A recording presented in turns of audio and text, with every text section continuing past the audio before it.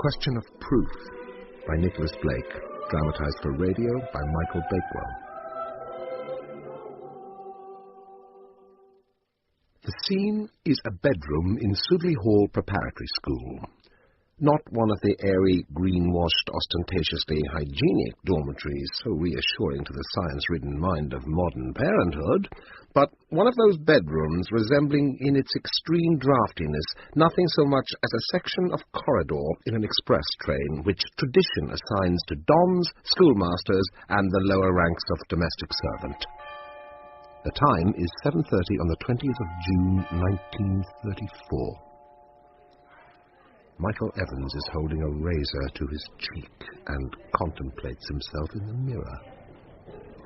Really? Might have done a good deal worse. You're not Valentino, it's true. On the other hand, you're not a human mouse like poor Sims, or a battered Adonis like Gadsby. Be the plus face, on the whole. Still, Hero seems to like it. That's the main thing. What on earth is going to become of us? After all, what could be more ludicrous than to be in love with the headmaster's wife? What's the matter, Percy? Is there something wrong? The Farley Munsons aren't coming. I was counting on them for a subscription towards the new Fives Court. And I can't feel any guilt at all. Nor can Hero. In fact, she seems utterly oblivious to the possibility of our being caught out. Oh, blast! There's breakfast. Since it's sports day, we better drape ourselves in the old boy's tie. We can't be too careful about impressing the parents with one's essential old boyhood. In the hall, the school is busy with breakfast. Gadsby, the common room bore, is absorbed in a very crumpled Daily Mail. The jury's still out on the Sibley murder. Can't imagine what they've got to argue about. Mind you never really know what a fellow's capable of when there's a woman in the case. Such a self-effacing little chap. So, when we find you lying in a pool of gore, we'll search Sims for the blunt instrument. You can't get much more self-effacing than Simmy. Oh, come on, Wrench. Why should I want to murder Gadsby? He hasn't got a wife. Oh, I wouldn't be sure of that. Well, if a murder's going to be done here, it'll be committed by me, on the person of Weems. That's because he's Percy's nephew. He thinks he can get away with anything. He's got enough low cunning to keep out of trouble himself. But whenever there's a row on, you can bet your bottom dollar he's at the bottom of it. The boy in question, the Honourable Algernon Wyvern Weems, is in the act of tormenting a slow, fat youth sitting next to him. A boy whose only sin is to be the son of a farmer. Pack it in, Weems. I've never done you any harm. Do it, Weems. How are the pigs? But there are others who have their eye on Weems. Private conclave for the Black Spot. Noddy's hut. Password, dead man's chest. But it's sports day. So much better. They'll never miss us. Tell them it's a matter of life and death. It is mid-morning, and Michael Evans has a period off. Beneath a conveniently loose brick in the wall of the headmaster's garden, there is a note waiting for him. I shall be in the 5th Form Hay Castle at lunchtime. Highly imprudent, I know, but I must see you. I must. The previous day, the boys had built circular castles out of the stooks of hay and had a mock battle. Now, in the 5th Form Hay Castle, hidden from the eyes of the school, Hero is waiting in a green dress. You're crazy! You'll be asking me to meet you under Percy's study table next. Do you mind? Oh, adore you. That will do for the moment. I want to eat my lunch. I've made some sandwiches for you, too. I on honeydew affair. No one but you would try to get away with a remark like that. What explanation have you given to the authorities for this little picnic? I just told Percy I was going to have my lunch in the sun. He's got used to my fantastic ways by now. Do you know, since I've loved you, I feel much more kindly disposed towards him. I've never understood why you married him in the first place. Sheer panic. You don't know what a craving women have at times for reassurance and the feeling of firm ground beneath your feet. Now you're out of your depth again. But I've got you beside me now. I don't think I'd be a coward again, unless you stopped loving me. only problem is, what the hell are we going to do about it? Look, we've had all this out before. Don't talk about it now. No. They'll be up from dinner in half an hour, and I've got to be on the field for the 4:40. Sims insists that I take the stopwatch. He forgot to press the button last year. On your marks. Get set. Go! The big event of the day was the 440 yards race. Every eye was focused on the runners. It was a great race. Michael, in the appalling days to come, was to remember it, as frontline soldiers in the Great War remembered some scene. Cricket on a village green, shire horses standing up against the skyline, which somehow grew to be their vital link with sanity and England.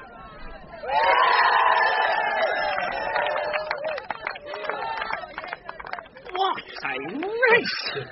Did he beat the record? Yes! By a fifth of a second. Amazing the way he caught up on the bend. On the bend? He was leading on the straight. Did you miss it? Gadding about acquiring merit with the parents. Now, Sports Day has run its course. The Silver Cups have been presented. Percy has entertained the more desirable parents to tea, blithely unaware of the fact that one of the boys has been lying dead for some time, his face hideously blue and his tongue clenched between grinning teeth.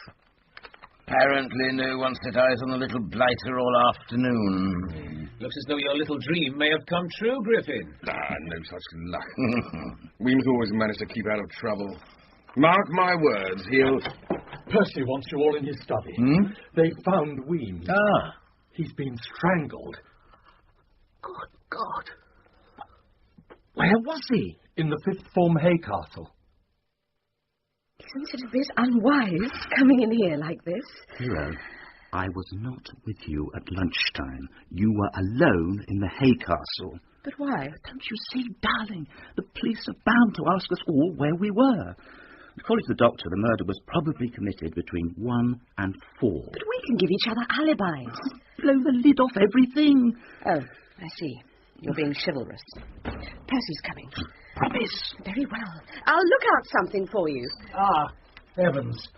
The superintendent, his name is Armstrong, intends to interview all the staff individually. Will you hold yourself in readiness? Yes, of course. Good night, Mrs. Vale. Good night. What did he want? Some properties for a play he's doing with his form. This is a most unsuitable time to be thinking about play acting. It has all come as a terrible blow to me, Hero. I've given my whole life to the school, and now this happens. And to a boy to whom I stood in loco parentis, his only close relative. Nobody can say it was your fault. That is hardly the point. You know perfectly well that any suspicion of scandal is enough to ruin a place like this, and where shall we be then? Well, I suppose we shan't starve. We shall be coming into some money now, I take it. My dear, that was a most uncalled-for remark. I should have expected a little more sympathy from my wife on such an occasion as this. I'm sorry. I expect I'm a bit overwrought myself. Yes, it is a difficult time for us all. Especially since we're under suspicion. Huh? Because of the money? Oh, but surely... Well, the police will certainly be looking for a motive, and they can hardly ignore the fact that you are Weems's heir. Now, sir, if you could give me an account of your movements between 1 and 4. I was in school till 1:45, and taking luncheon in hall till 1:30. All your staff at lunch, sir? Yes. No. Evans asked to be excused attendance. And did he give any reason? I do not consider it necessary for my staff. Exactly so, sir. Yes. And then?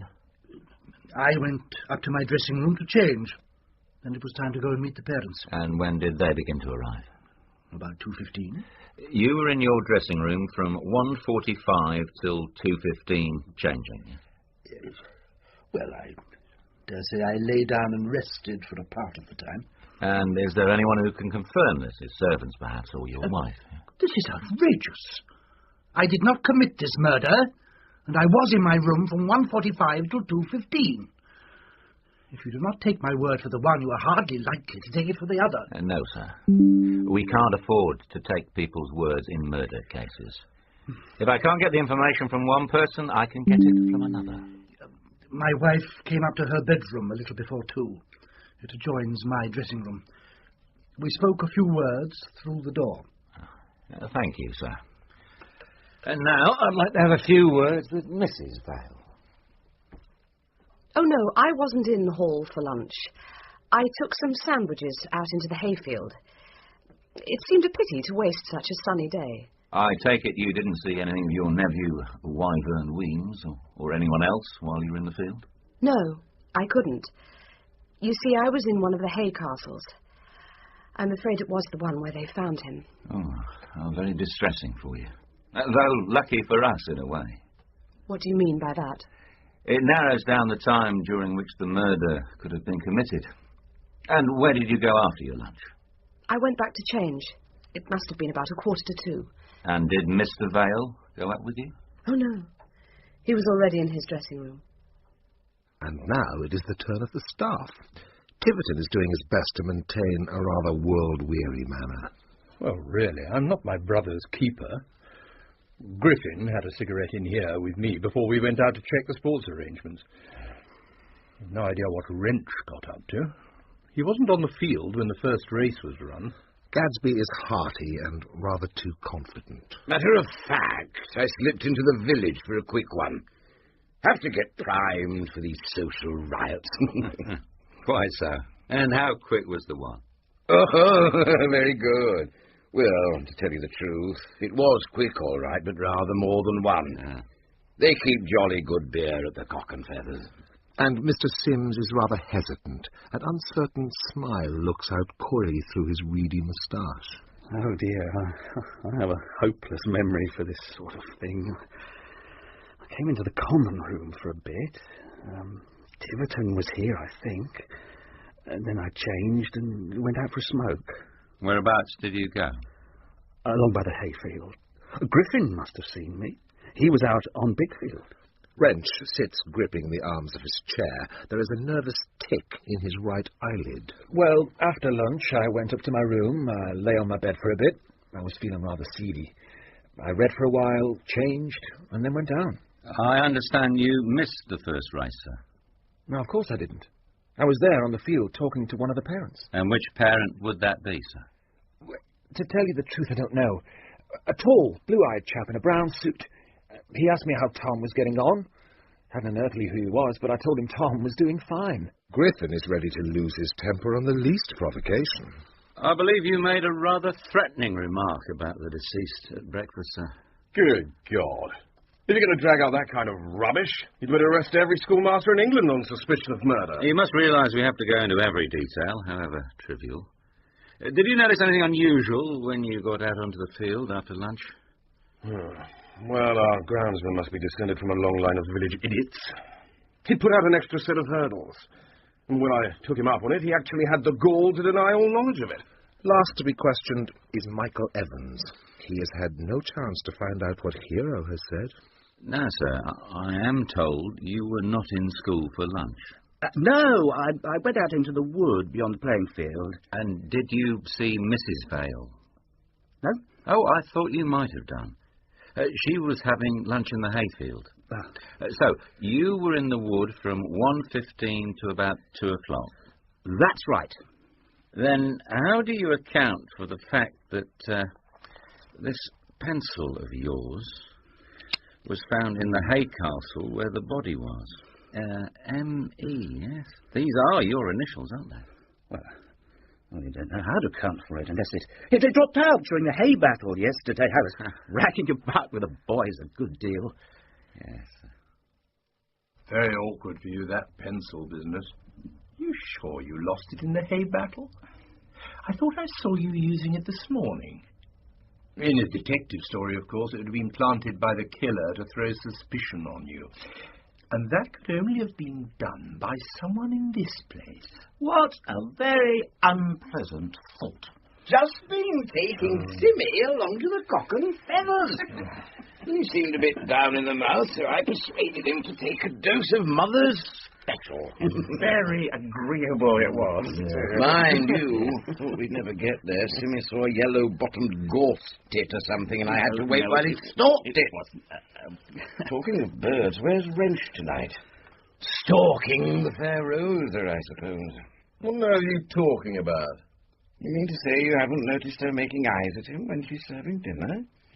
Dirty work at the crossroads, you mark my words. That's quite uncalled for, Gatsby. Just because some people choose to behave like animals. Disgusting filth. Speak of the devil. Is there any coffee left? Yes, of course, Rank. Here. The boys are a bit worked up tonight. Small wonder. I've been putting them to bed. There you are, Gatsby. What do you mean, Sims? There you are. Well, Gadsby thought you were putting Rosa to bed. Steady on, old man. You filthy bastard! Oh! You dirty little... Oh! Leave him be, Gadsby. You've done enough damage for one night. Your presence is no longer required. Simmy, you better help me get Wrench to his bedroom. Yeah, of course. Up you come. Come along. Now, what on earth made me say that about Rosa? Yes, we all seem a bit bedlamite tonight. Time to turn in, I think. Once again, the bell rings out to tell the school that another day is beginning.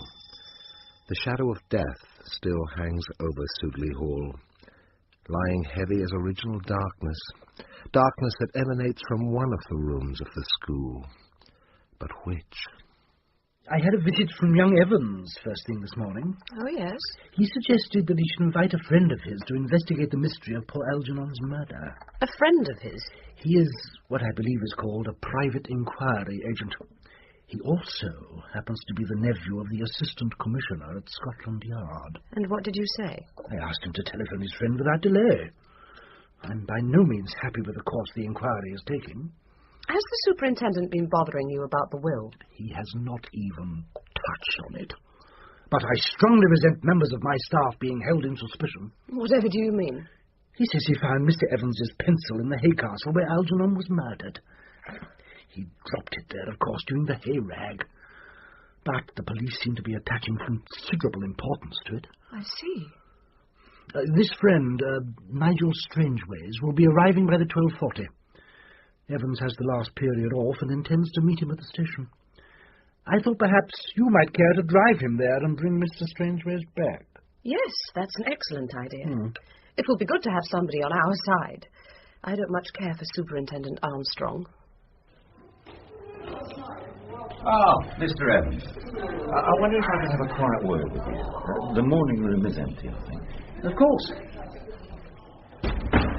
I have to ask you one or two questions which you may find rather distasteful. Well, you'd better go ahead. When you were in the woods, did you happen to look over in the direction of the hayfield? Once or twice. And did you notice Mrs. Vale there? No, she was in one of the hay castles, I believe. I couldn't see over the top of them from where I was. And would you be prepared to swear on oath that, to your knowledge, no one else came into the hayfield while you were in the wood? Yes, for what it's worth. What on earth are you getting at? You must understand that what I'm going to say is in strict confidence. Yes, go on. The most tenable explanation of the crime so far is that it was committed during lunch by Mrs. Vale, with or without the connivance of her husband. You must be mad! It can't have escaped your notice that she has a very strong motive. Yeah, I'm not going to listen to this. Look, that's why I asked you if you'd seen anyone else there. Anything that tended to prove that Weems was not in the hay castle with Mrs. Vale would naturally... Just a minute, Superintendent. Yes, sir? Well, you've told me something in confidence. I'm going to make the same request of you. If what I'm going to say tends not to have any bearing on the case, will you promise to keep it to yourself? Well, sir, that's not an easy thing to promise, but I can assure you that if we solve the problem, we shall not bring forward any evidence that is not strictly necessary to incriminate the murderer. Very well. I was with Mrs. Vale in the hay castle from 1 to 1:25. You realise this is a very serious matter, Mr. Evans. You and Mrs. Vale have been obstructing the police in the course of their duty. I know that, but we couldn't let it be known. Scandal. Well, the pair of you have led us a pretty dance. But this would certainly seem to let Mrs. Vale out. Of course, sir. I'll have to have a word with her. I'm so relieved it's all out in the open at last. But what made you change your mind? Why did you tell the superintendent? He forced my hand. He told me he reckoned that you had killed Weems. But I thought it was you he suspected. What? Well, Percy said they found your pencil in the hay castle. And then when the superintendent told me you'd altered your evidence, I thought you'd done it because you'd lost your nerve. Oh, please forgive me. I feel as if I'd just been reprieved and let out of prison. But now I think we'd better tell Percy. Yes, you're right. Let's wait a few days, though, till he's got over the shock. Is he taking it badly? Rather what you'd expect. Travelled about a bit, settled down to investigate crime. He said it was the only career left which offered scope to good manners and scientific curiosity. But you still haven't told me what he's really like. Well, he looks a bit like one of those less successful busts of T. Lawrence and drinks tea at all hours of the day. He's a simple soul, really. He gets on with everyone. He'll even get on with Percy. More tea, Mr. Strangeways. Oh, yes, please. What would you like me to arrange for you? Would it help if I were to call a staff meeting? Oh, no, nothing like that. I'd like to spend my first day getting the feel of the place. Just wander about, talk to one or two people. Nothing in the least fancy. They'll all have had quite enough questions from the police. You will, of course, have one great advantage over the superintendent. You will be perceived by the staff to be on our side, and that is half the battle. Feel free to go where you like and talk to whom you please. Let us follow Strangeways as he steers an erratic, seemingly aimless course about Sudeley Hall. He has breakfasted with the staff. Work has begun. No, Anstruther. Habeor is not the passive subjunctive, it is the passive indicative. Habear is what I require. Habearis, habeatur, habeamur, habeamini. The real, genuine old pedagogue, matured in the wood. No, Percy's not passionate enough for murder. The Mediterranean climate. Warm, wet winters, hot, dry Gadsby. Once upon a time, he'd have been the lively soul of the party. Now he's practically burnt out. The type who might get mixed up in a squalid cream passionnel, perhaps. Gadsby might commit murder out of fright. Stop this noise at once! Sit down, can't you? What's the matter with you? Please, sir. Pongo's lizard has escaped. Look out! It's going up your trail. Poor Sims. Sounds more like a witch's Sabbath. Oh, Lord, here comes Percy. The whole form will stay in this afternoon and write lines. Stevens and Ponsonby will come to my study at 12:45. Mr. Sims, a word with you, if you please. Poor devil, no one gives him a chance. Never in my life have I seen such a lamentable exhibition of incompetence. You just let them run all over you. Haven't you got an atom of self-respect? My hat, if anyone spoke to me like that, I'd break his head. But poor old Sims is too downtrodden even to whimper. The only law he knew was the law of the axe. Thomas More, Thomas Cromwell, and Wolsey only escaped by taking refuge. Where, Bartlett? Griffin's having a whale of a time. Me, sir. If he's a murderer, I'll eat my hat and join the nudists. Now copy this. 2 bracket X Tiverton only manages to keep order by incessant nervous effort. No real sympathy between him and the boys. A murderer? On the surface, he seems too spinsterish and fond of his own comforts. But you can never be sure with a type like that. Right, Jenkins. You're going to be Mark Antony, and the rest of you are going to be the mob. Now, Wrench has something like a genius for teaching. He's got brains. Brains enough to plan and carry off a murder. Suppose there was something that threatened to ruin his career. And supposing that Weems knew about it. Ah, so that's where you got to. Mr. Strangeways. Making any progress? It's a bit soon for that, I'm afraid, Superintendent. I'm just taking a look round. If it's not too much trouble, sir, perhaps we might have a little chat. Compare notes, so to speak. An admirable idea. Why don't we pool the facts, but keep our theories to ourselves for the time being? There's no one in the morning room. I'll get them to send us a pot of tea, and you can bring me up to date.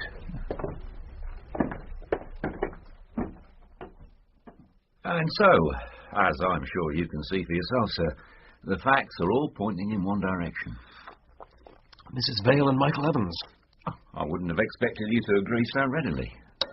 Well, why not? Evans is a good friend of mine, but I shan't help him by shutting my eyes to all the evidence against him.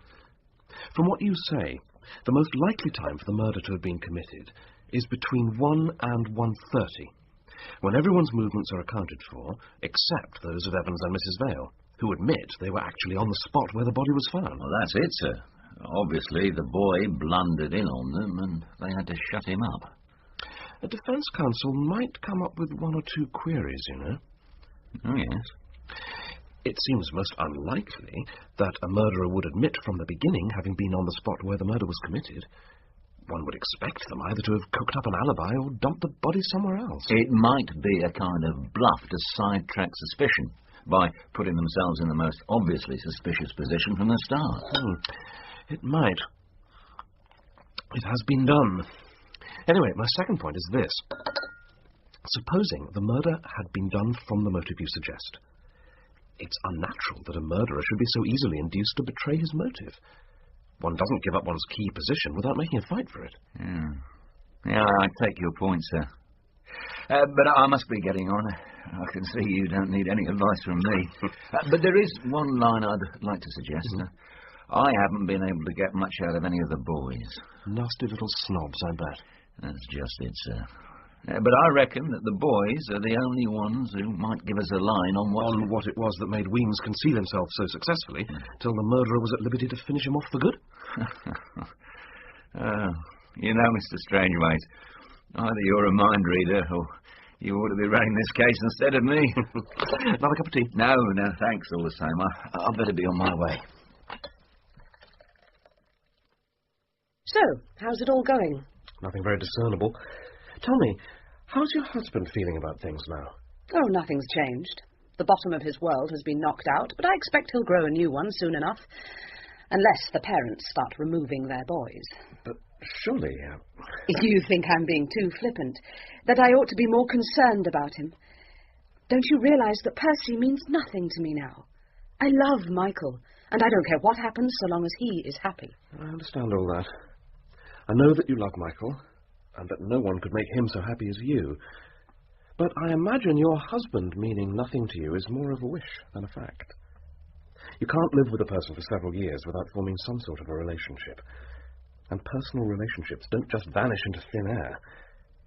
The truth is, you're angry with yourself for not being able to break the ties between yourself and your husband.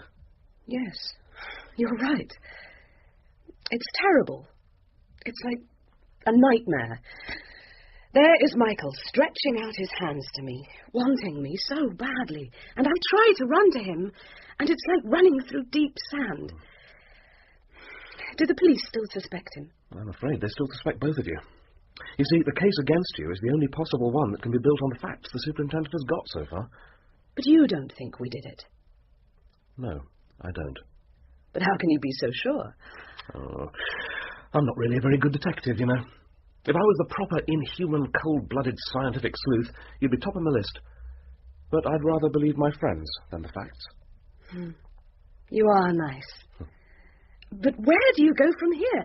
How are you going to find something that will get us off the hook? I'm not quite sure yet. Just at the moment, I'm trying to find the answer to a question that keeps on nagging at me. Why did Weems hide himself away? Well, as it happens, I might be able to point you in the right direction. How's that? Well, I had a visit from the head prefect at lunchtime. It was you he wanted, really, but I said I'd pass the message on. Now, apparently, on the morning of the murder, there was some talk among the boys of taking a strong line with Weems. You mean giving him a hiding? Yes, something of the sort. Now, the boy could hardly take a hand in it himself, so he passed the job on to his younger brother. Now, he runs a secret society that calls itself the Black Spot. I mean, he wasn't suggesting they'd killed him, of course, but they may be able to tell you why Weems went into hiding. It's rather difficult, you see. It's the secret of the black spot. Yes, tricky. So we thought, if you could become a member of the Black Spot yourself... It would be a great honour. The trouble is that everyone has to pass a test before we allow them in. Well, couldn't I do that? We make do rather funny things. I mean, it's all very well for boys, but I don't think it would do for grown-ups. Well, I'd be prepared to give it a go. Would you, sir? We'll work it out tonight. We have to make up different tests for each new candidate, you see. Somebody will slip a note into your hand at breakfast tomorrow. Ye must perform the following exploits by 2 p.m. today. 1. Chalk a white moustache on the nymph of the drinking fountain in Sudeley. 2. Ask Higgins to show you his famous scales. 3. Remove 1 rabbit trap from the estate of Lord Edgeworth. Burn this paper. And did you manage it all? I thought I was bound to end up either in jail or a county asylum, but I could never resist an adventure. I found the Sudeley nymph easily enough and chalked a positive walrus of a moustache on her fair features. Sherlock Holmes never had to do things like that. And what was so remarkable about Higgins's famous scales? They're doctored to give short measure. I was lucky to get away with my life. And the rabbit trap? The whole place was positively swarming with gamekeepers, but I managed to grab a nasty-looking lucifer without being spotted. And then, as I was creeping back to the road, I heard voices a little way ahead of me. There's nothing to be frightened about, Rosa. Keep your mouth shut and we'll be as safe as houses. I can't help it. That Armstrong frightens me. I know he'll make me tell him. I'll wring your pretty neck if you do. You'll ruin me if you're not careful. We don't say a word unless they begin to suspect us of the other thing. I don't think you care for me a bit. All you're concerned about is your pathetic reputation. What about me? I should never have Oh, come off it, Rosa. Anybody would think you were a poor little innocent. And at that point, I trod on a twig, which snapped like a gun going off, and they bolted like a couple of startled deer. What do you suppose he meant by the other thing? The murder? It sounded like it. Do you think Wrench did it? It's quite possible. I think I might have a little word with Armstrong. At least it'll give him something else to think about. Other than Michael and me, do you mean? Yes. But I must be off. Time for my initiation into the black spot. Do you swear, on pain of death, never to reveal the secrets of our society to any living soul? I do so swear. Then, by the powers invested in me, I declare you to be a member of the Black Spot. Oh. Don't worry, sir. You'll easily wash off. So, what is it that you have to tell me? Well, you see, it's about the day that Weems was murdered. We'd arranged to meet after lunch in Mouldy's hut to transact important society business. About giving Weems what for? And then we head back to school to get changed. Yes? That's all. That's all? You see, we thought we ought to tell you, because the policeman had asked if anyone had been outside after lunch, and we couldn't tell him because it's a black spot and deadly secret. And you didn't see Weems while you were out? No, sir. I'm afraid we haven't been much help. I suppose Weems wasn't a member of the Black Spot. I should jolly well say not. The slimy little chizzer. Might he have thought he had a chance of being elected? Oh, I should think so. He was sorry enough. Would he have known about the tests and all that? Probably. It's supposed to be a secret, but most of the school know the sort of things we do. And what kind of tests have you set? Altering the school clock, pinching the porter's bell. Stevens had a jolly nippy idea for one last term. He was going to tell a chap to disappear for 2 hours. He could go anywhere he liked in the school or in the grounds, but he mustn't be seen. And it didn't come off. We were passing the note along to the chap, and the master saw us and confiscated it. And did he make a fuss about it? Or did he tear it up without reading it? He was jolly decent about it. We didn't see him tear it up, but he couldn't report it to Percy, or we should have got tanned. And who was the master? Simmy. He's not a bad sort of beater at all. He wasn't such an absolute ass. Oh, bless my soul. However did you get to hear of that? Yes, it was some nonsense about a secret society, telling someone he was to disappear. I just got to see what you're driving at. You mean one of the boys sent a similar note to poor Weems? Oh, but I can't believe that one of them... What did you do with the note? We destroyed it. We?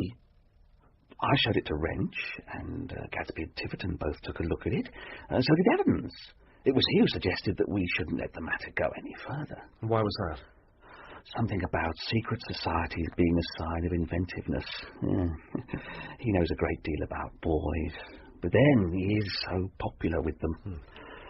Somehow I never seem to have got the knack of it.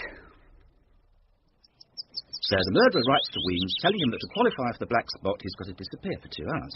But if he decided to hide in the hay castle, well, how come he didn't come across us? I rather think he might have been given another test. Practical joke, perhaps. Oh, like putting out that extra set of hurdles. In bold, he swore blind he didn't do it. That would certainly fit the bill. And the only time he could safely have done that was between 1 and 1:30, while you and Hero were in the hay castle. Mind you, this hasn't got much ice with the superintendent, and the fact that you were the one who said that the note ought to be hushed up hasn't exactly helped matters. What about Wrench and Rosa? Oh, that was a very grisly business. He insisted on dragging me along with him. It's just as well the rack and the thumbscrew have gone out of fashion. You know, a spell in prison wouldn't do you any harm, young lady. What do you mean? What am I supposed to have done now? Just a little matter of giving false evidence. I don't know what you're talking about. You still maintain that you were alone in your room that day from 2 to 2:30. Yes, I was. That's what I said. Looks pretty bad for Mr. Wrench, then. Why? Well, if he wasn't in your room, I can make a pretty good guess what he was up to. But he was in my room. So why did you say he wasn't? Because he told me not to admit it and Unless we suspected him of having something to do with the murder. Is that it? And Wrench came in for much the same kind of treatment. Poor devil. But now I want to ask you a few questions. Far away. How did you and Hero arrange your meetings? Word of mouth? Sometimes, but lately she took to putting notes under a loose brick in the garden wall. And did you never miss any of them? As far as I know. What are you getting at? Well, what's been bugging me all along is why the murderer chose to stage his act in your hay castle. I don't like it. He's not just clever, You mean you know who he is? I think I do. But I don't know how I'm going to make it stick. It's a question of proof. That's a good title for a detective story, if you ever write one. And I haven't got enough proof to fill an acorn. Time off. Percy's called a council of war about the parents' match. You mean he's going ahead with it? Yes. Gives him a chance to demonstrate his business-as-usual spirit. You know, backs to the wall, bulldog breed, never say die.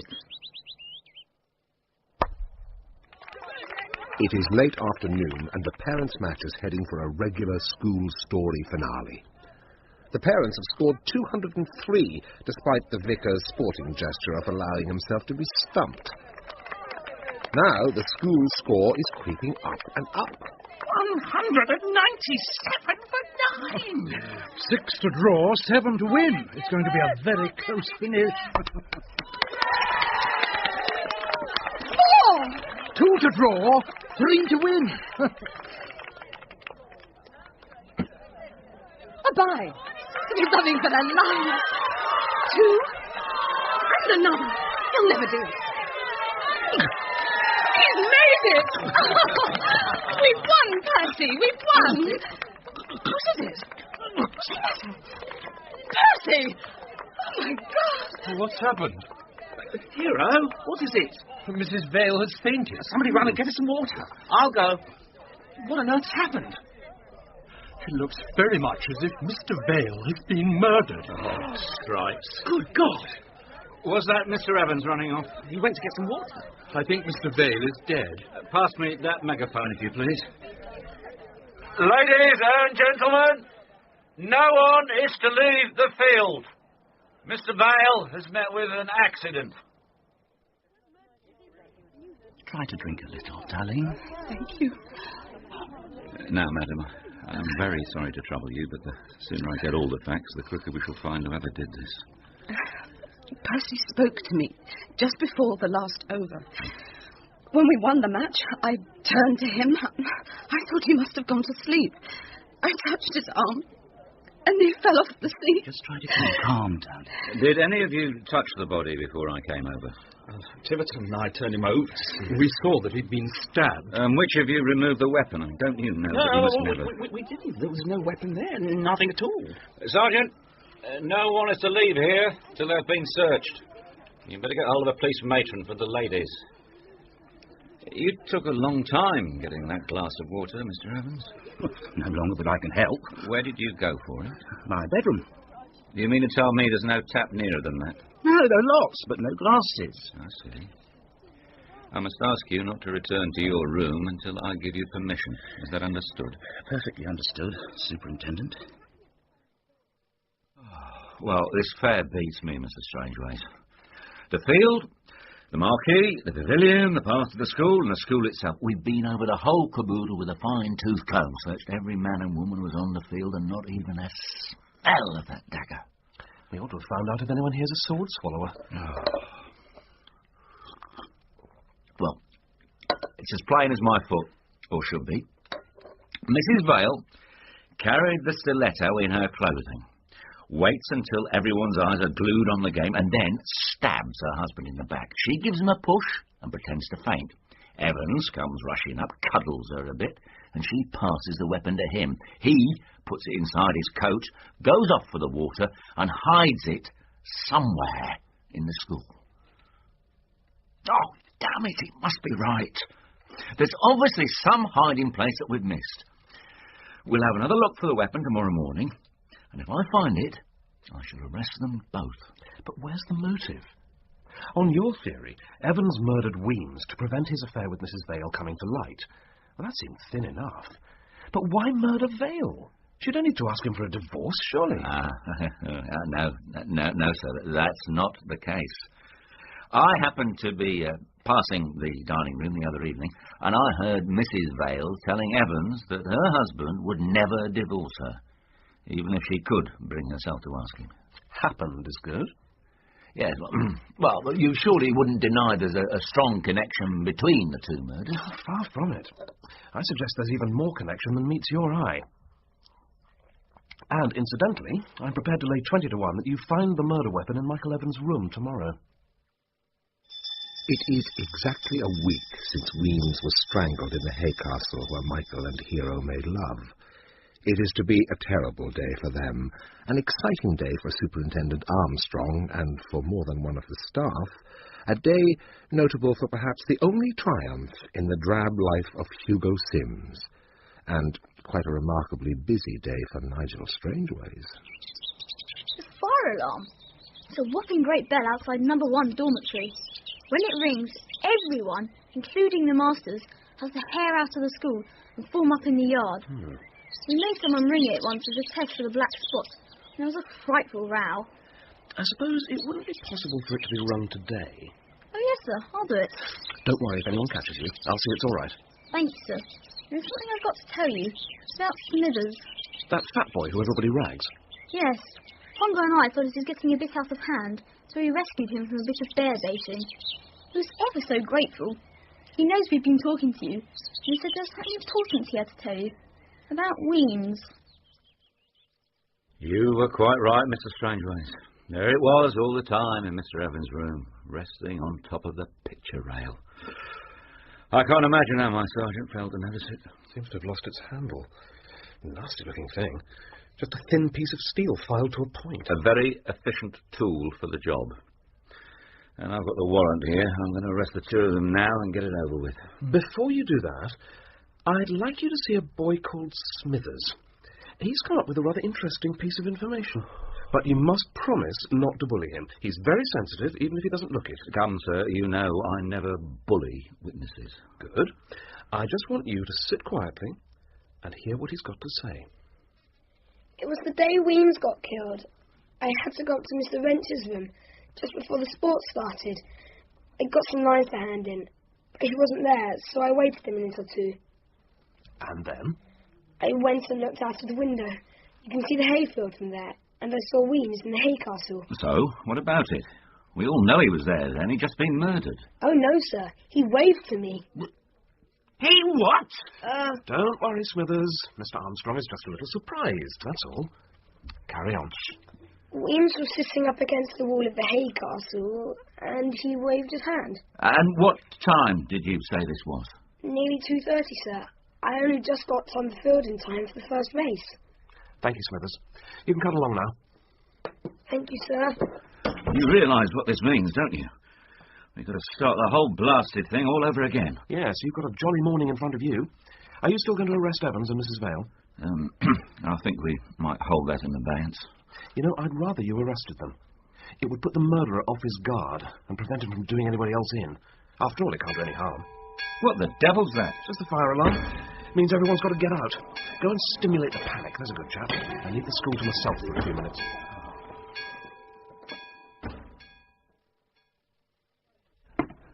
Well, sir, you've had your 5 minutes worth. Did you find what you were after? I don't know yet. I'll tell you when I've had a chance to look at it. I'm going to have another look for the handle of that stiletto. It can't just have vanished into thin air. It's just a matter of pegging away at it. That's how mysteries are solved. Pegging away? Oh, my holy heavens, what abysmal asses we are. Tent pegs. Have they taken the marquee away yet? Well, first thing this morning. Well, I didn't see any reason why they should. Well, it hasn't rained overnight. The evidence should still be there.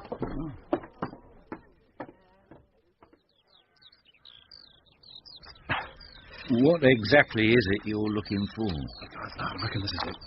This hole goes in deeper than the others. Have you got the stiletto that killed Vale? Yeah. Thanks. There. See? It fits perfectly. What the murderer did was to put a wooden top on it so that it looked like a tent peg. You mean it was stuck there in the ground all the time we were turning everything and everyone inside out? You'd hardly have noticed it in the middle of all those real tent pegs, all pulling their weight and looking perfectly respectable. So, the murderer only had to stand near Mr. Vale, pull the weapon out of the ground, stick it into Mr. Vale, and put it back. Who arranged the seating? Tiverton. And Tiverton stopped umpiring at the tea interval. And he was the first to be seen bending over the body. Gadsby was close by. So was Sims. And we still can't rule out Mrs. Vale.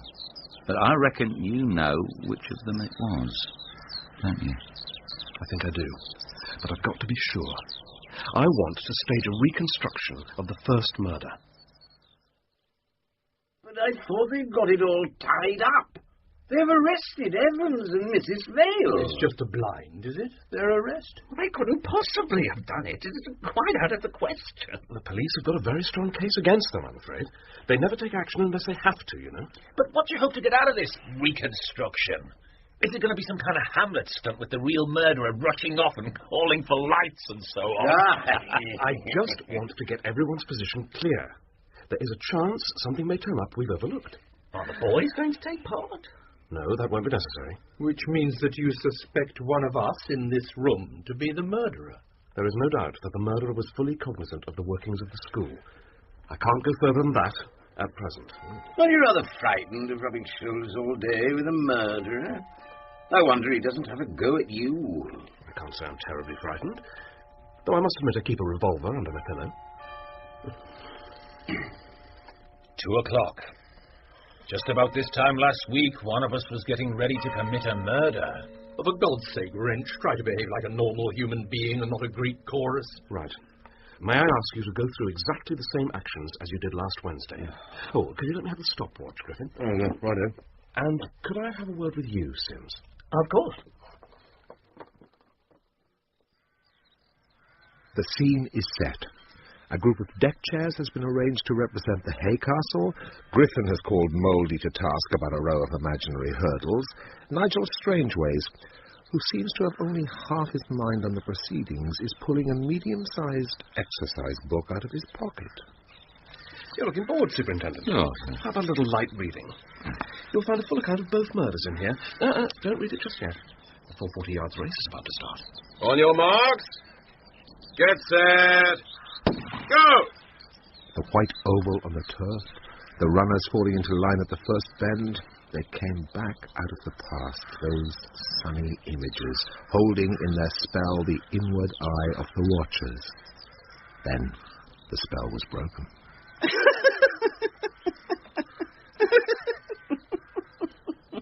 Sims, looking like an undersized popular preacher, has his hands on one of the deck chairs where the hay castle had been.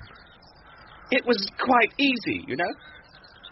Everyone was so intent on the race, the murderer had only to walk into the hay castle, strangle his victim, and walk out again. It was the same at the cricket match. One of the tent pegs was really a dagger, you see. He had only to wait until everyone's attention was focused on the last over, pull out the dagger, plunge it into Percy, and put it back again in the earth. really talking about? You are doubtless eager to hear who the murderer was. To evolve such a scheme required brilliance, and to carry it out, nerve and resolution beyond the capacity of most men. But there was someone you'd always overlooked, someone you thought incapable of such nerve and resolution. And he did something none of you would have dared to do. You see, gentlemen, I killed Weems, and I killed Vale. I hated them, and I killed them, right in front of your noses. And that is all I have to say, apart from one significant gesture of farewell.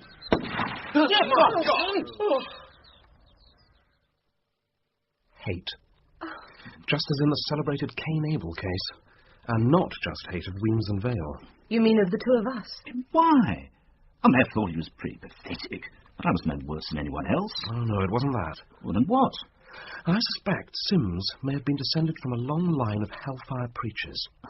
You see, he happened to see you and Hero making love, and he took to watching the pair of you at every opportunity. He kept whipping up his Puritan blood, till in the end he believed himself an instrument of God to punish the sinner. That's why he tried to throw the guilt of his murders onto you. But how could he have spied on us? We may have been a bit rash, but we weren't as blatant as all that. It's all in his diary. I'll read you a bit of it. May the 9th. In Batford Woods. Chiff-chaff, willow warbler, whitethroat, all in full song. Evans and his whore there again. The serpent of sin in the garden. Wanton. Filthy. Bird-watching. He used field glasses, of course. But what put you on his track? A little outburst Michael told me about. When Sims came back from having a drink with Gadsby and heard about Wrench stalking the fair Rosa. Yes, because some people choose to behave like animals. Disgusting filth. So Weems had to be killed in the place where the pair of you had been making love. God. But I still had to find a motive for Sims choosing him as his victim. I must admit that he had me beaten until I read the diary. June the 12th. Informed today, Weems played a vicious and unpardonable joke on me. And then everything suddenly became clear. The boy has a devil in him which contaminates all around him. I know what I have to do. Kill and spare not, saith the Lord. Good God. But how did he know we were going to be in that hay castle? He'd been keeping a close eye on you, and he read your note to Michael. So he sent the black spot letter to Weems, telling him to hide in the hay castle from 2 o'clock onwards. Quite childishly simple, really. But why did he have to kill poor Percy? What harm had he done him? I must confess, I ought to have been able to stop that. The motive had been right under my nose. I'd heard Vale giving Sims the most terrific taking off. He'd been browbeating and patronising him for years, and suddenly Sims boiled over. But he might never have gone to the length of murdering your husband if it hadn't suggested to him another magnificent way of incriminating the pair of you. Yes, he really struck the top of his form there.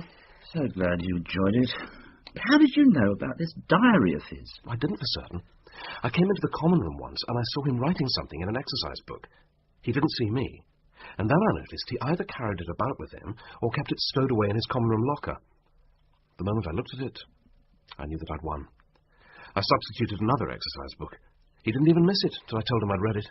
You told him? Oh, yes. I made it clear that all was up. He knew where I kept my revolver, so I left him to it. Although I didn't expect him to put on a farewell performance at the scene of the crime. I'd left only one shot in the revolver, and it looked at one point as if he might fire it into me. But fortunately, he reenacted his part and had his crowded hour of glorious life. And here we all are. Well, you've certainly got a nerve. I don't know how we begin to thank you. Well, a pot of tea would be a good start.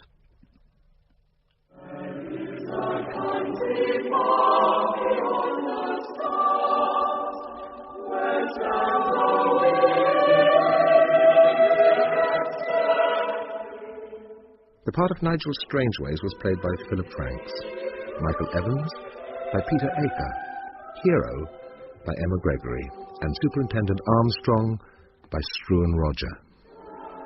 Sims, Philip Fox. Percy Vale, David Collings. Tiverton, Geoffrey Beavers.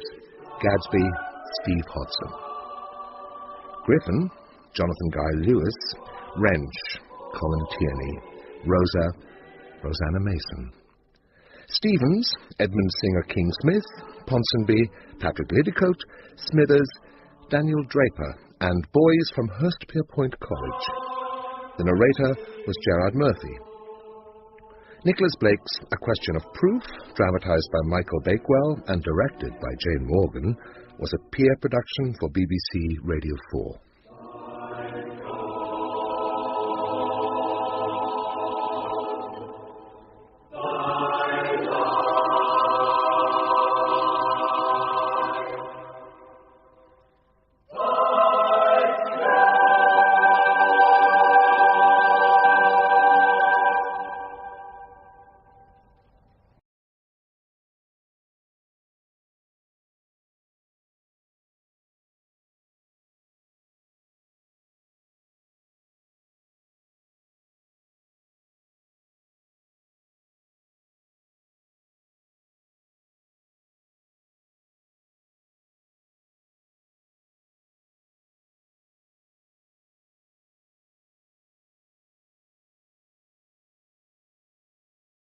Carlton Hobbs stars as Sir Arthur Conan Doyle with Graham Armitage as Alfred Wood. In Roger Waddis's dramatisation, Conan Doyle investigates. A macabre, unbelievable story this, but it all happened. My name is Wood, Alfred Wood. In 1906, shortly before Christmas, some papers arrived on my desk at Hindhead in Surrey. They were addressed to my employer, for whom I worked as secretary. His name was Sir Arthur Conan Doyle. At that time, Sir Arthur was still grieving over the death of his wife, Louise, who had died several months previously after a long illness. He was sick with despair, unable to work. But the routine of life went on. I took the papers and the morning mail into him. Good morning, Sir Arthur. Good morning, Alfred. Hi, I think we're in for snow. It started. Snowflakes. She loved to watch them. Quite a correspondence this morning, sir. Close on 70 letters. Oh, yes? There's one from Rudyard Kipling. He says he read Sir Nigel in one gulp. Did he? Here we are. From cover to cover I read it, and I put it down, still hungry for more. That's more than the critics said. Oh, a good many of the reviews have been very laudatory, sir. I think it'll find its way into the bestseller list. I doubt it, Alfred. The public seem to think I shouldn't be writing historical novels. They see me as the creator of Sherlock Holmes and nothing more. Well, it's true a lot of these letters are about Holmes. They want more stories. They've had the return of Sherlock Holmes. That should content them. Evidently not, sir. I don't think Holmes can ever die again. He can only retire. Yes, he's been condemned to life. Oh, well, I suppose I'd better deal with these. Is there anything of a special interest here? Yes, sir. There's a man who asked for your help. He sent some press cuttings. They're near the top of the pile. The Umpire? I've never heard of it. Idalgi protests his innocence. Who is this man, Idalgi? George Idalgi, sir. He's just come out of prison. He served 3 years for killing a horse, but claims he was wrongly convicted. Does he indeed? Leave these papers with me, Alfred. I'd like to study them. That was how it started. Sir Arthur Conan Doyle, the world's most famous writer of detective stories, suddenly found himself face to face with a real-life mystery, more bizarre than anything even he had penned. He read every word of the 6 lengthy articles George Idalgi had written in the weekly paper, The Umpire. Alfred! Alfred! Sir? Have you read these cuttings? No, sir. Only glanced at them. They're incredible. If this man is telling the truth, and I believe he is, it's an appalling story. 3 years in prison for a crime he didn't commit and then released without a pardon. You mean he's still considered guilty? As far as society is concerned, yes. That's pretty hard, sir. Look, I want you to get hold of all the available documents in the case, press reports and so on, especially of the trial. I shall write to anyone who can testify, but first of all to Idalgi.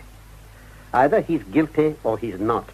If he is, he deserves every day of his 7 years, his original sentence. If he is not, then we must have apology, pardon, and restitution. It could almost be a Holmes story, sir. No, Alfred. This goes far beyond the invention of any writer of detective fiction. And there's a real human being on the rack here. Now, we're in the presence of an appalling tragedy, and I feel called upon to do what I can to set it right. And so, in 1906, Conan Doyle took up the case of George Idalgi, a case that had brought misery and despair to a harmless family living in Great Wireley, an agricultural and mining village 6 miles from Walsall in Staffordshire. The head of the family was the Reverend Shapperji Idalgi, an Indian who had become a Church of England clergyman. He was married to an Englishwoman, Charlotte. They had a daughter, Maud, and their son, George, was a solicitor with a practice in Birmingham. But their suffering goes back many years before. In 1892, the persecution began, and it went on for 3 years. A flood of anonymous letters arrived at various homes in the district, but above all, at the vicarage. This one's about me. I swear by God that I will murder George Idalgi soon. The only thing I care about in this world is revenge, revenge, revenge. Sweet revenge I long for. Then I shall be happy in hell. No, oh no. There's more, Mother. Every day, every hour, my hatred is growing against George Idalgi. May the Lord strike me dead if I don't murder him. Dear God. Listen to this one. Do you think, you Pharisee, that because you are a parson, God will absolve you from your iniquities? To hell with your damned wife and your horrid little girl. Mother! I will descend into the infernal region shouting curses upon you all. Now there, Why? darling. Why? Don't, Maud. It's all right. It is worse than 4 years ago. I thought we had seen the end of it. Worse than 4 years ago. In 1888, threatening anonymous letters had been received at the vicarage. Abusive writings about the Idalgis were found scrawled on buildings and outhouses. But the later letters were different. The earlier ones had been ribald. These were malignant, filled with diabolical hatred for the Idalgis and a passionate, not to say religious, admiration for the local police. The following in this district we love truly. The police of Cannock in general, and Sergeant Upton in particular. Hurrah for Upton, good old Upton, dear old Upton, blessed Upton. Stand up for Upton, ye soldiers of the cross. Lift high your royal banner, it must not suffer loss. Then came the hoaxes, senseless, practical jokes which went on for 3 years. One said that the vicarage was to be let for the most dubious purposes. Another described the Reverend Idalgi as a matrimonial agent with a number of ladies on his books whose charms were catalogued in realistic detail. But it was the curious incident of the key, stolen from Walsall Grammar School, which brought matters to a head. On December the 12th, 1892, Sergeant Upton interviewed the Reverend Idalgi. You say you found this key on your doorstep? Yes, Sergeant. And you've no idea how it came there? None at all. Why do you think anyone should steal a key from Walsall Grammar School and leave it at the vicarage? I cannot imagine. You cannot imagine. Your son George now, he doesn't go to Walsall? No, Sergeant, he is at Rugeley School, but that is 6 or 7 miles from Walsall. I know how far it is. I cannot believe you are suggesting that my... I didn't say that. Why should George do that? Why should he steal this key from Walsall and bring it all the way back and put it on his own doorstep? It's my job to ask the questions, sir. And find the right answers, and we'll find them, never fear. Sergeant Upton made a report, which duly came before Captain the Honourable George Alexander Anson, Chief Constable of Staffordshire. About this key business, Sergeant, sir, you make it pretty clear in this report who you think the culprit is. Yes, sir. What sort of fellow is he, young George Idalgi? Well, he's, funny looking, sir. Funny? In what way? It's his eyes, sir. Now, they sort of bulge. And when he looks at you, he doesn't seem to see you. Stares right through you as if you weren't there. Anything else? He's very dark. Huh? He's Indian, sir. Well, half, anyway. So I believe. His father's vicar of Great Wireley? That's right, sir. Now, he's full Indian. And married to an English woman? Yes, sir. There's no hard evidence against young Idalgi, I suppose? Nothing that'll carry much weight in court, sir. A pity. Mind you, sir, he could have done it. There don't seem to be any other likely suspects. It's just a feeling you have about him? You could put it like that, sir. Well, that's all policemen have to go on most of the time. Their instinct. Yes, sir. Right. Well, that's all, Sergeant. Thank you. January the 23rd, 1893. To the Reverend S. Edalji, the Vicarage, Great Wiley, Staffs. Will you please ask your son George from whom the key was obtained, which was found on your doorstep on December the 12th? The key was stolen. But if it can be shown that the whole thing was due to some idle freak or practical joke, I should not be inclined to allow any police proceedings to be taken in regard to it. What does he mean, Father? We shall see, George. Captain Anson goes on. If, however, the persons concerned in the removal of the key refuse to make any explanation of the subject, I must necessarily treat the matter in all seriousness as theft. What is he getting at? I may say at once that I shall not pretend to believe any protestations of ignorance which your son may make about this key. Father, I'm not a thief. I didn't steal that key. Why does he make these accusations? I wish I knew, my son.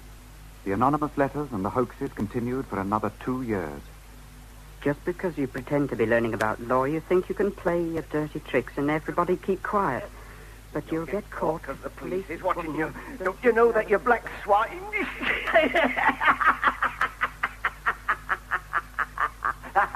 At the end of 1895, the letters and hoaxes were suddenly switched off.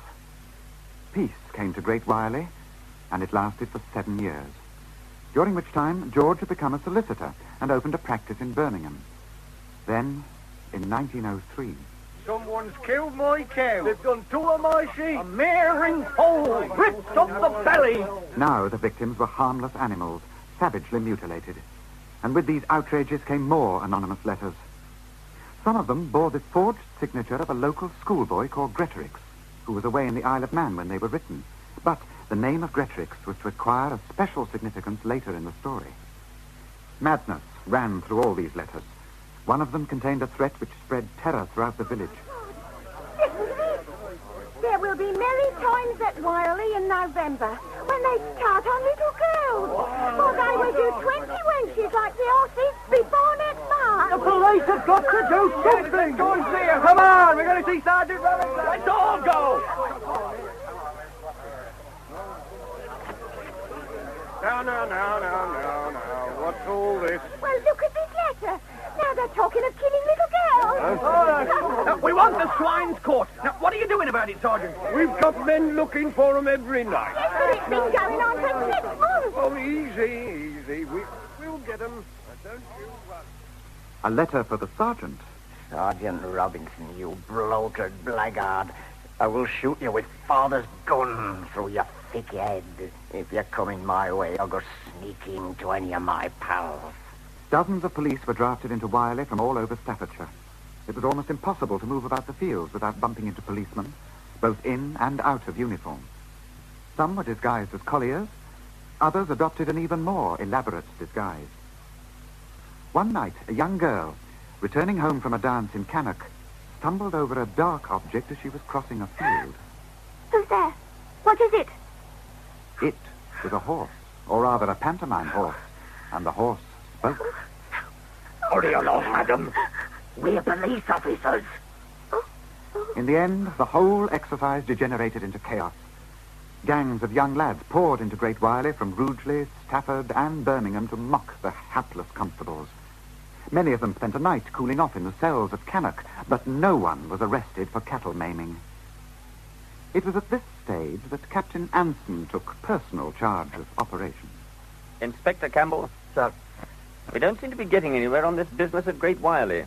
We're doing all we can, sir. It's not good enough, Inspector. Nowhere good enough. I want action, so does the public. I know. Feeling's running pretty high, sir. Pretty high? How many men do you have at Wiley, Inspector? 12, sir, including specials. We had to get a couple from Bridgetown. We're pretty stretched. Make it 20, even if it means taking men off their other duties. Yes, sir. You're watching the vicarage? Yes, sir, every night. That's where we'll get our man. I'm convinced of it. You mean that darky, sir? Yes. I'm damn sure he's behind the killings and those anonymous letters.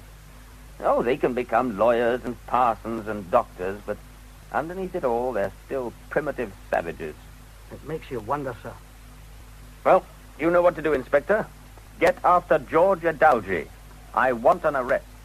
A round-the-clock vigil was kept on the vicarage from the nearby cemetery. Police, hiding behind tombstones, watched every coming and going.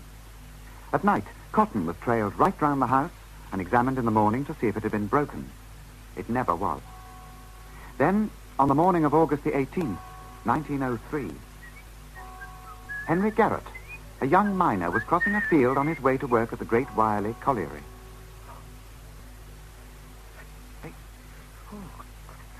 Oh, my. Help! Help! Over here! Harry! What is it, lad? Look! The pony! They've done the pony. Well, I got ripped up the belly, just like the others. All the blood! I know, lad. And I think it's still alive, poor creature. It'll have to be shot. Oh, I know what I'd like to do. I'd like to... Who's shouting? What's up? Over here, Constable! Oh, what's all the... Oh, my. Another one. Now, you find him? Yeah. The madman. Mad beggar. Oh, we'll get him. The 8th in 6 months. But we'll get him. Now then, where's my whistle? 2 hours later, at the vicarage, the Reverend Adalji was having breakfast with his wife and daughter. You're not eating, dear. I seem to have no appetite, Charlotte. You're not unwell. Oh, no, but I am not hungry. There's nothing to be disturbed about. You're worried, aren't you, Father? All these terrible things happening. It has been a strain for everyone, Maud. We must bear it with fortitude. I wish it were all over. Get on with your breakfast, Maud. Who could that be? It's barely 8 o'clock. I'm expecting no one. A parishioner, perhaps? It is possible. Oh, well, I'll go. No, Charlotte. I will go. Do you think it is a parishioner, Mama? I can't imagine who else.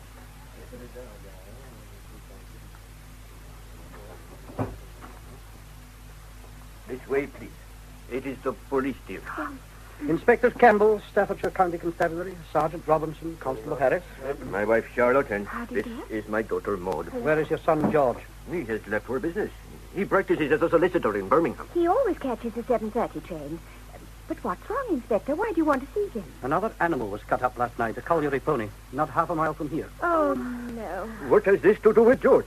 Perhaps you could tell me something of your son's movements last evening. He came home from his office in Birmingham at the usual time, about 6:30. He brought some papers home with him to work on. He often does. And he stayed in all night? No. He went out again, did he? Yes, but... what time would that be? Well, I'm not sure, Inspector. I was working in my study. Charlotte, did... It was shortly after 8 o'clock. He said he was going to the bootmakers at Bridgetown. He said he was going there? Well, I'm sure he did go there. That can be confirmed if we could have the bootmaker's name. Oh, excuse me, sir. It's John Hand. I know, because I take my boots there for repair. Right, Constable. Perhaps you'd ask him to corroborate. Yes, sir. Not now, man. No, sir. Sorry, sir. Now, sir. What time did your son return home from his trip to the bootmakers? I am not sure. I remember, Father. It was about 9:25. How can you be sure of the exact time, miss? I was in the hall when he came in. He asked me whether we had started supper yet, and I said no, we'd be having it in a few minutes. We usually eat at 9:30. And did you last night? Yes. And after supper, did your son go out again? No. We talked for a little while, and then we went to bed. Inspector, why are you asking all these questions? My son has done nothing wrong. He's a man of respect, a member of the legal profession. Reverend Adalji, a serious crime has been committed. It's my duty to make inquiries, and you will all be helping me in the performance of that duty by answering some of my questions. Now, madam, I understand you to say that your son, George Adalji, retired to bed sometime after supper. It's possible, is it not, that he left the house again sometime later without you knowing? No, Inspector. Quite impossible. Why do you say that? Because he sleeps in the same room as I do. Is that your normal practice? Yes. It has been so for about 17 years. My daughter, Maud, here, has been in delicate health since she was a child. I sleep with her in case she should need me during the night. I see. I am a light sleeper. I suffer from lumbago. If my son had left the house at any time, I would have known it. I would have heard him unlocking the door. You keep your door locked. Why? I have always done so, as many people do. To keep unwanted visitors out. Or to keep your son in. What are you suggesting? I'm suggesting nothing. I'm merely asking. Is your son in the habit of roaming about at night? No, he is not. I'd be obliged, madam, if you would show me any outer clothing belonging to your son and his outdoor boots. Oh, really? It's all right, Chapoji. Let us do as the inspector asks. Constable, go with Mrs. Aldalji. Yes, sir. Sergeant, see how the men are getting on in the garden. Very good, sir. The garden? What are they doing in the garden? Looking for buried weapons. Oh, Sergeant, if they've drawn a blank, have a look around the house. Yes, sir. You won't find anything, Inspector. Why, is it hidden? No, I didn't mean There that. is nothing to find. Nothing. We shall see. If I have to take this house apart brick by brick... This is intolerable. We are not criminals. Father, don't upset yourself. I am a man of God. Then you should have nothing to fear, sir. These are George's things, Inspector. Put them on the table, will you, Constable? What have we got here? These boots. Are they the one your son was wearing when he went out last night? Yes, I believe so. Yeah, still wet, I see, and muddy. And these trousers are in the same condition? Well, yes, he was wearing those. Let's see this coat. There are stains on the sleeve. Look. But they're food stains. Are they? These white stains could be animal saliva from the pony. And these dark spots could be blood. Anyway, we shall see. We shall have this coat tested. But George never wore that coat to go out. It is an old house coat. Then why is it still damp? Well, it cannot be. Let me feel it. No, it is not damp. You are mistaken, Inspector. It is perfectly dry. And I say it is damp. Yes, Sergeant. There's nothing in the garden so far, sir, but I found these things upstairs. Let's have a look at them. The case first. Now we'll have it open. Razors. Cutthroat razors. They are mine. This one's got blood on it. But that is not blood, can't you see? That is rust. We'll test it, too. What have we got here? Looks like a dagger. I believe it belongs to the young lady, sir. Haven't I seen you out with it? Yes, but it's not a dagger. And what is it? A trowel. A botany trowel. I use it for collecting specimens. What kind of specimens? Wild flowers and other things. What about this box? It's a vasculum. A what? A vasculum. And what's a vasculum? I keep the specimens in it. It's a dangerous kind of thing to me. Now, this coat. There's a hair there. It looks like a horse hair. No, it's just a piece of thread. You're right, Mother. I'm sure it's a roving. How about this, then? That's a horse hair, all right. I don't see anything. Let me take it to the window. No, I don't see anything. And I say there is, Mr. Rinaldi. I'm taking this coat with me. You may take it, Inspector. I am sure you will find nothing on it. I came here to find evidence, and evidence I shall find. Evidence of what? Your son's guilt, Mrs. Rinaldi. Later that day, Inspector Campbell and another policeman travelled to Birmingham for the purpose of calling on George at his office in Newhall Street. Come in. Mr. George Adalji. Yes? We're police officers. I'm Inspector Campbell. This is my sergeant. What's the trouble, Inspector? We're making some inquiries about a horse that was maimed at Great Wireley last night. Oh, yes, I heard something about it when I was coming to business this morning. Mr. Adalji, I visited your home this morning. Your mother showed me certain clothes belonging to you with marks and stains upon them. Well, it was probably an old coat I wear about the house, and you might find some grease on it. These were white stains, sir. It might be milk or oatmeal. We also found hairs on the coat. Now, how do you explain these things? They must have come through the material. I think not, sir. These were horse hairs. Then I must have got them from leaning on gates and fences where horses have been. I'm not satisfied with your explanations, Mr. Adalji. I'm taking you into custody. Taking me into custody? What for? What are you charging me with, Inspector? Willfully mutilating a pony belonging to the Great Wireley Colliery sometime during the evening of August the 17th. You're not obliged to say anything now, but we must caution you that anything you do say will be written down and may be given in evidence. But where's your evidence? You have no evidence. What time was this done? I can't hold a conversation with you now. We don't want to search you here, but I must ask you to let us have your pistol. Pistol? I have no pistol. Then what's that on the desk, sir? That's a pistol, isn't it? That's a railway carriage door key.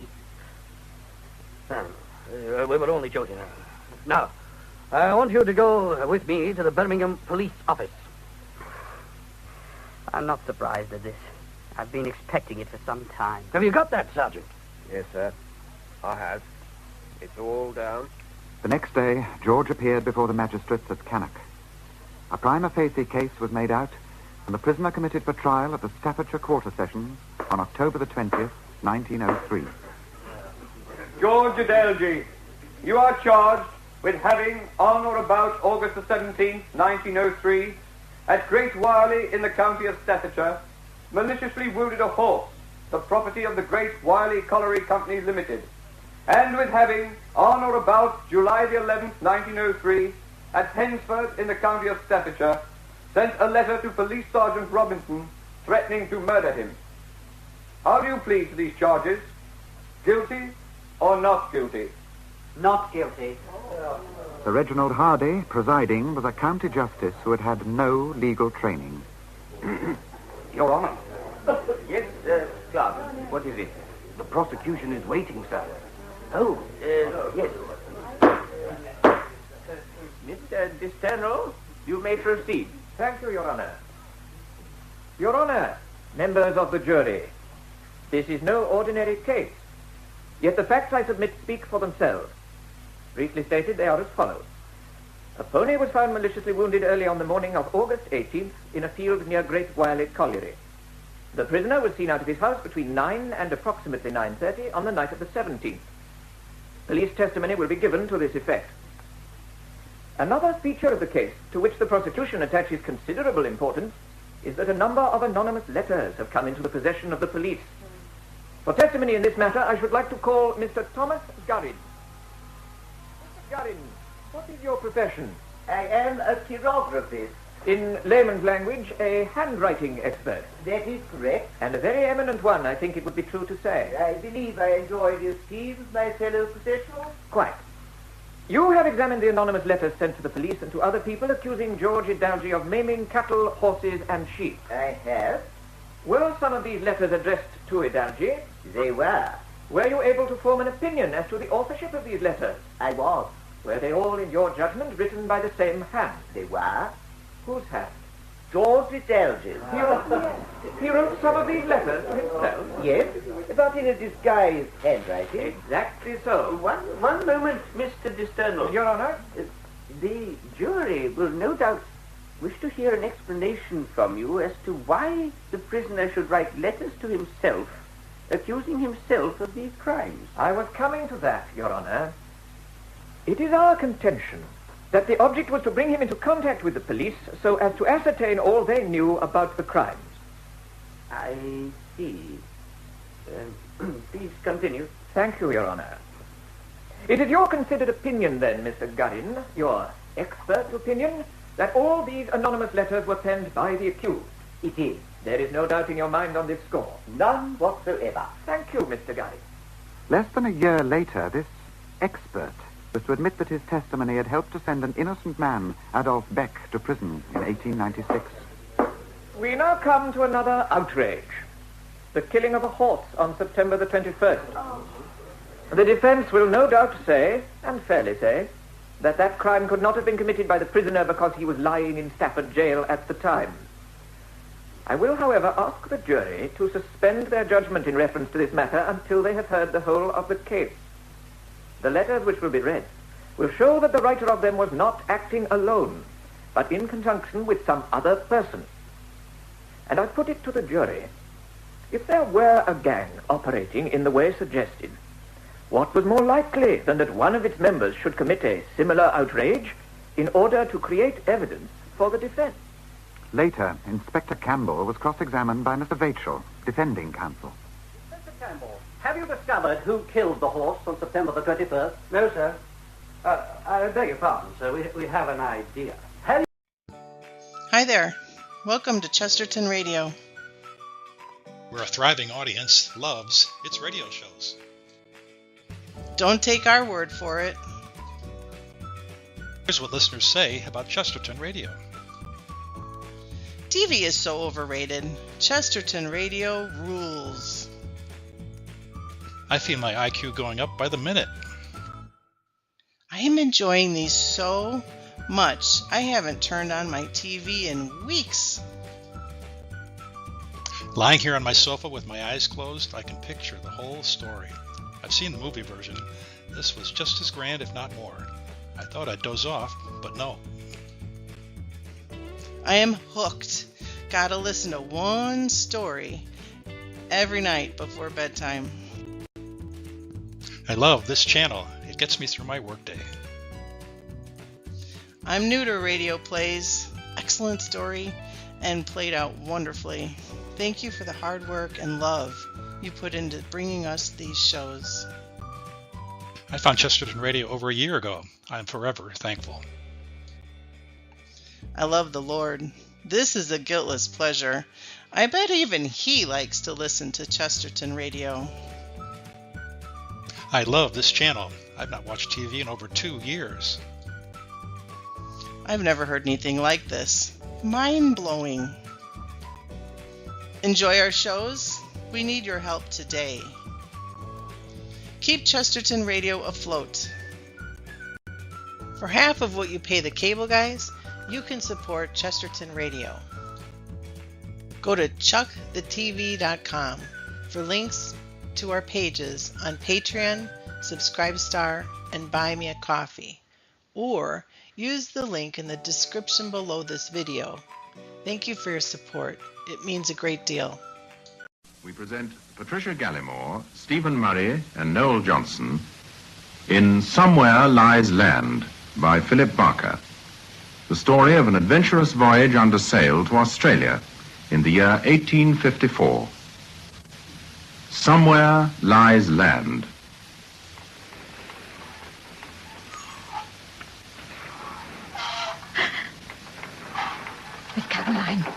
Miss Caroline, wake up.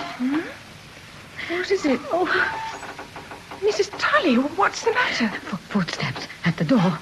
There's someone outside the cabin door. Mrs. Tully, you should be in your bunk. You're not strong enough. At the door. I heard them plain. I'm sorry. I didn't mean to fall asleep. Let me take your arm. Lying there. I was just lying there. Their noise. We must be ready. They told us not to undress. They warned us. The danger. The breakers, they said. We're clear of the breakers now, Mrs. Tully. Heaven be praised. Please, let me help you to your... Then I heard them outside the door, trying it, muttering and laughing. I could hear them breathing. Pray calm yourself, Mom. No one intends to harm us. How can you be so blind? Those drunken seamen, like animals, sodden with drink, all of them. If it had not been for Mr. Pelham... But that was many weeks ago, Mom. The day we crossed the equator. You remember? There is no one there now. What are you doing? I will prove it to you. For pity's sake, girl, do not open the door. Ease your fears. In heaven's name, leave it locked. Locked, I beg you. See? There is no one here. No one? The alleyway's deserted. Oh, I could not be mistaken. They would hear you. They are in hiding. You are distressed, overwrought. Little wonder after all we've experienced. But I had, I swear. Perhaps the wind in the rigging, the sea. Perhaps you slept and did not realize. Sleep? I'll not sleep. Not again, except in death. Mrs. Tully. And death does flirt with us so. In truth, she would be welcome enough. Do not talk so, Mom. You've been so brave throughout these hazardous months. It is a judgment. All this drunkenness, this envy and disharmony, this blaspheming. I tell you, God will not be mocked. Come, Mom, lie down. You're sick and weak from hunger. There. If you lie quietly, sleep will come. The seas have tried so many times to take us. Mrs. Murphy knew. No one fit to command. It's a judgment. They have brought us to this. Calm yourself. Rest quietly. In Australia, it's many weeks at sea, you know. A long voyage, and sometimes as much as 3 months, my husband writes. But he will be waiting at Port Adelaide to greet us. My dear husband, waiting. Waiting. All those weeks ago. Waiting. Peace. Try not to dwell on such things. You will see your husband. He will still be there to greet you. Do you think so? That God in his infinite mercy... Do you truly think so? I do. Now try and rest. I shall keep watch until daylight. Forget your fears. You are a dear child. And so very considerate for one so young. I am 25, and as for being considerate... And I nearly twice your age. I have been a great tribulation to you. On the contrary, Mom. It has been of immense comfort to me sharing your cabin. Not always, I suspect. Fear often clouds one's judgment. I pray you to forgive me. Hush, Mom. Try and sleep. See, I shall turn the lamp a little lower so that it does not distract you. Then consider my journal. That will keep me awake and watchful. You will harm your eyes in too dim a light. This is more than adequate. And it will conserve the oil. There is little enough. Even so, one must take care in such matters. You have kept your journal diligently. It has been a means of passing the hours, recording our happenings and my thoughts. Have you kept any such record for your husband's interest? Mrs. Tully? Thank God. Poor soul. The oblivion of sleep. Would that I... But you, journal, are too tangible and sure. August the 18th, 1854. Day 153. Over 5 months at sea now without once touching land. 5 months? So long? Over 20 long weeks since... March the 19th, 1854.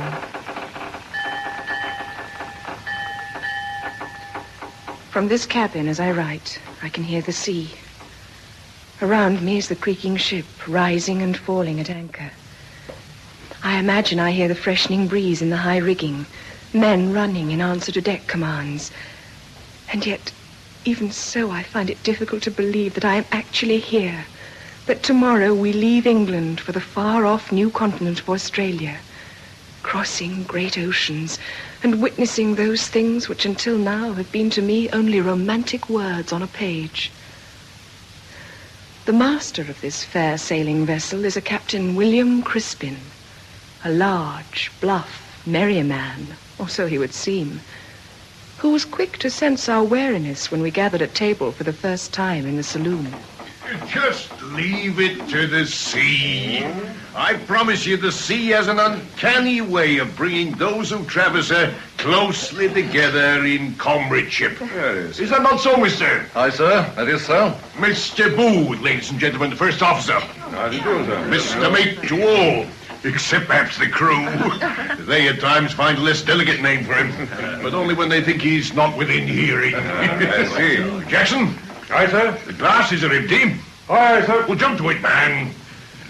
Now, I wonder if you might be persuaded into humouring me a little. In what manner, sir? It's only a trifle, to be sure, on your suggestion, but as we're to spend so much time closely associated, how would it be if we were each to take turn around the table introducing ourselves? No objection. Would we then not all be better acquainted from the outset? Excellent. Suppose you were to start us off, sir. Gladly. Wade. Jocelyn Wade. I returned to Australia after business in England. Returning? Then this passage will hold no qualms for you, at any rate, Mr. I shipped Wade. originally to Manila, and from there to Australia. I returned via America, so that I am not familiar with the crossing this way. But a seasoned traveler, nevertheless. Excellent. Though I guarantee you'll have sailed on no fairer vessel than the Prince Regent. Hey, Mr. Booth. I doubt it, Captain. She certainly is an elegant ship. In my experienced opinion, sir, the fairest three-masted bark ever to carry sail. Indeed, almost as fair in their own way as the ladies we are privileged to have in our company. You're exceedingly welcome aboard, ladies. You bring luster and charm to what would otherwise be a tedious and colourless voyage. Yeah. Thank you. We met earlier, ma'am. Miss Collins. Yes, when I first came on board. Before the activities of getting underway claimed my attention, I recall our discourse with pleasure. You're ultimately bound somewhere north of Adelaide, I remember. I'm not sure precisely where I'm to be met. My late father's brother owns land there. A sheep station, I believe. I read that only 4 years ago, in 1850, there were more than 16 million sheep in Australia. 16 times more sheep than people. If for that reason alone, and not for others I might catalogue, your arrival will be a most welcome advent. Thank you. I certainly hope so. I'm most certain of it. And you say, is your interest in sheep? No, sir. Copper. Ah, then you're probably for the Kapunda mine. I go to manage it. You know it. I know of it. I once carried Mr. Francis Dutton as passenger. He discovered it, I believe. He and Captain Baggott. I am Thomas Murphy. This is my wife, Mrs. Alice Murphy. How'd you do? We are from the West Country. Oh, yes, Mr. and Mrs. Murphy, I recall now. Before we left Gravesend, before my wife left the ship, did she not enthuse to me of a third Murphy? A tiny Murphy, perhaps? Our baby daughter, Victoria. She's not quite a year old. Not yet a year. Our youngest passenger ever, I do believe. It's a venturesome voyage for one so tender in years. I'm sure had she been sailing with us, Mrs. Crispin would have played you to assist with the child. Oh, she's a good, contented baby. And already both Miss Collins and Mrs. Tully have been most kind with their offers of help. I should be happy to be of service. So, Mrs. Murphy, you have the ladies' hearts and hands to your bidding. I'm most grateful. But Mrs. Tully is ungracious that we should reach you last in this manner. This is your first sea passage? I have never even been on a ship. Even now. But it is my husband's wish that I should join him in the new colony of Victoria. Victoria? Where the gold lies for the taking, or so it seems. Oh, Mr. Tully is on government business in Melbourne. And we can imagine with what pleasure he anticipates your arrival there, Mum. Captain, my husband writes that the voyage could take possibly as long as 12 weeks. Are you able to tell us just how long we shall be? That depends entirely upon the elements, Mum. Excepting, of course, for your officers and crew, on which score you need have no doubts. Oh, I'm sure. We leave this anchorage off New Reach tomorrow, and if it is our fortune to be favoured by fair winds, well, then the clipper Lightning recently made landfall in Melbourne from Liverpool in 76 days. Why not the Prince Regent? The Lightning? But that, I understand, was a light weather trip most of the way. Is that right, mister? Aye, sir. I do hear she never even lowered her topgallants, not once. You'll soon become accustomed to our sailors' terms. But the Lightning, isn't that an American ship, a much bigger vessel? Surely she carries a vast spread of canvas. Around 13,000 yards of sail. You appear to know your ships, Mr. Wade. But to be American and bigger is not necessarily to be the best, despite what they say. I meant only that with our, 500-600 tons against the Lightning's 1,400. It's in the way she's handled. Give me a lime juicer any day against gentlemen, I'm sure you have ample time ahead to continue this technical discussion without boring the ladies. Very well. May I ask, what is a lime juicer? A British ship. A British crew, Mr. Murphy. British ships are known as lime juicers because we're considerate enough to issue lime juice daily to every seaman against the scurvy. Scurvy? Nothing to worry you, Ma'am, believe me. A disease which attacks seamen long at sea without fresh vegetables and such luxuries. But not on British ships, thanks to Captain Cook's lime juice. Do we have it, this lime juice? Not necessary, Mrs. Murphy. Your menu will differ somewhat to that of the forecastle, I assure you. But I hear 8 bells. The ship's clock, Ma'am. For myself and the mate, that spells duty this night, I fear. The ship is at your disposal, all but the forecastle, that is, and we are at your service. Always remembering that our duty is to the ship and your safe arrival. A pleasant enough encounter, except perhaps for Captain Crispin's seeming displeasure with Mr. Wade's expertise and assertion. But one thing puzzles me. The captain made no mention to us of any 6th passenger.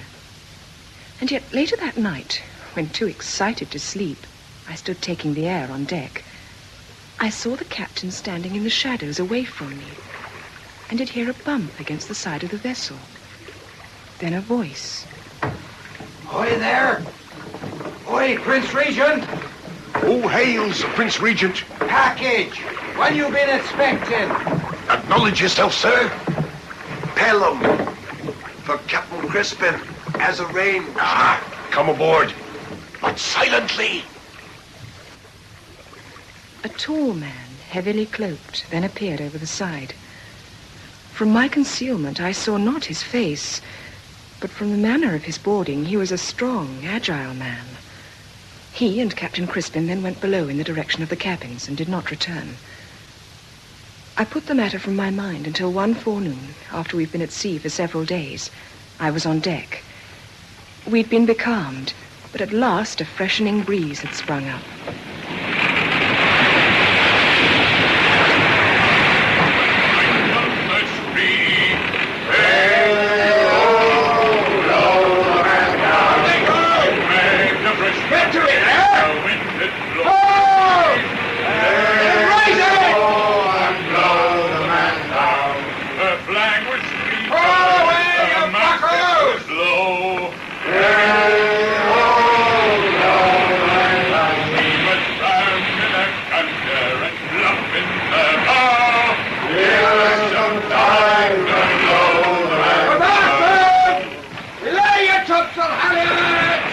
Heading the topsails.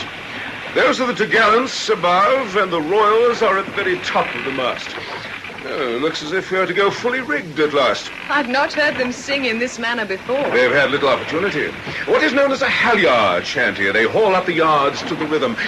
It is a dying practice, though, particularly now that steam is replacing sail so rapidly. Steam? Oh, no. This is all so exciting and romantic. Romantic it may seem and look, ma'am, but there is much to be said for steam, particularly when the seas rise or the wind is lost for days on end, as witness our recent predicament. With steam, it matters not at all. A floating smoke box, Mr. Charles Dickens recently called them. I also read Mr. Dickens on his Britannia voyage, but he is writing of 7 years ago, and of a paddle wheeler to boot. Much has changed since then. I was conversing with the pilot before he left us at Deal.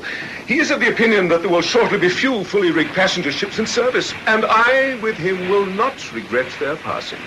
If you so prefer steam, sir, why then did you take passage on the Prince Regent? I required to arrange the first possible ship, and very happy I am that fate provided so. No, but you just said Had that it you not been so, I would have been denied the fortuitous pleasure of making your acquaintance, Miss Caroline. Excuse me, Mom. Captain's compliments. He asked if you'd care to join him aft on the poop deck. Ah, the Royal Command, eh, Booth? Aye, sir. As good as. I shall be happy to do so. You will excuse me, Mr. Wade. Of course. Hoping for your return.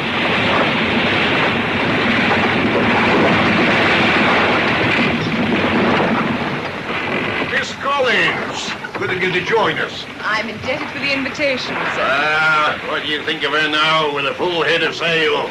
Barely sings, doesn't she? It's a wonderful sight. All those sails. We really are moving now. This is the one we've been waiting for. Coming in from the southwest. Flying before the wind at last. Oh, forgive me, Miss Collins. This is Mr. Pelham. Another traveling companion for you. Mr. Pelham? Perhaps you've already met. No. A pleasure sadly denied me, Miss Collins. Mr. Pelham has been recovering from a fever, a sickness which has confined him to his cabin since we sailed. Since we...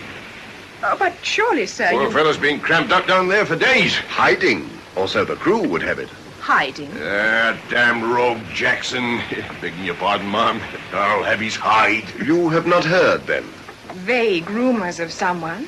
But Mr. Jackson, the steward. Spreading idle seaman's superstitions, Ma'am. They have it in the forecastle that I have remained in hiding until we are well at sea. Forgive me, but A minister of religion on board Minister? has long been considered an omen of ill luck, particularly with regard to bad weather. But they have it wrong.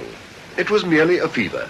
And I cannot tell you how good it is to be rid of that cabin and feel the breeze on one's face again. You picked a good time. Sun's beginning to get some power. Soon be off the Cape Verdes if this weather holds. And over the line. The equator. And the heat. And the treachery of Good Hope. How did you fare in the recent storm? I trust it did not disturb you too much. Storm? Not but a bisky blow. Mrs. Tully and I found it terrifying enough. Mrs. Tully is my cabin companion. You think that was a storm? Just wait till the great west winds of the roaring 40s get at us and we start to round the Cape. Oh. Do not permit the captain's teasing to alarm you, Miss Collins. They revel to see us quake to their tall seaman's stories. A storm at sea, any storm, can be a frightening experience, even to seamen, but they would never admit to it. I'm relieved to hear it. Oh, with faith in your ship, knowing the way she handles, there's nothing to fear from a storm. Perhaps, if you are at the helm and can enjoy such confidence. But we temporary sailors, I prefer to put my faith in the Almighty. Even so, I have seen enough sea storms to experience dread of them. By which I perceive you know the sea, sir. I have served by the sea. That is, I have observed the fury of the sea often enough. Indeed, I was born within sight of it, in Suffolk. Suffolk?